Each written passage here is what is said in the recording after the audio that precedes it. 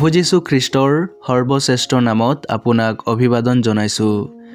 পবিত্ৰ বাইবেলৰ যোহনে লিখা শুভবাৰ্তাৰ 14 অধ্যায়ৰ 18 পদত আমি এনেদৰে পঢ়োঁ, মই তোমালোকক অনাথকৈ এৰি নাযাওঁ, তোমালোকৰ ওচৰলৈ আহিম। প্ৰভু যীশু খ্ৰীষ্টৰ এই বাক্যই তেওঁত বিশ্বাস কৰি উদ্ধাৰ পোৱা সেই মানুহবিলাকৰ নিমিত্তে এক আশ্বাসস্বৰূপ।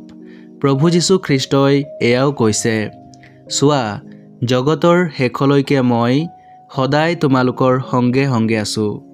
মানুহ এই জগতত অকলশৰীয়াকৈ আছে আৰু এই বাক্যৰ অৰ্থ তেওঁলোকে নিশ্চয় বুজি পায়, কাৰণ তেওঁলোকে নিজৰ জীৱনত বহুত কঠিন পৰিস্থিতিৰ সন্মুখীন হৈছে।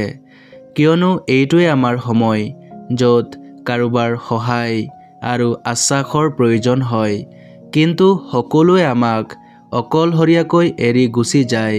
কিন্তু ইয়াত আমি প্ৰভু যীশু খ্ৰীষ্টক চাওঁ, যিজনে আমাক ইমান প্ৰেম কৰিলে যে আমাক পাপ আৰু তাৰ দণ্ডৰ পৰা ৰক্ষা কৰিবলৈ এই জগতত মানৱদেহ ধাৰণ কৰিলে।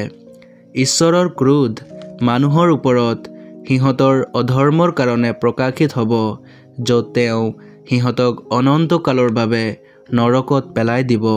কিন্তু প্ৰভু যীশু খ্ৰীষ্টই মানুহৰ সলনি ক্ৰুচত সেই দণ্ডক সহন কৰি মৃত্যুক আঁকোৱালি লৈ তৃতীয় দিনা পুনৰ জি উঠিল, যাতে যিকোনোৱে তেওঁত বিশ্বাস কৰে তেওঁ নষ্ট নহয়, কিন্তু তেওঁ অনন্ত জীৱন পায়।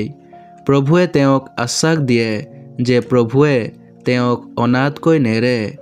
প্ৰভুৰ ওপৰত বিশ্বাস কৰি আপুনিও এই বাক্যৰ ভাগী হওক। ঈশ্বৰৰ ওচৰত আমাৰ এই প্ৰাৰ্থনা।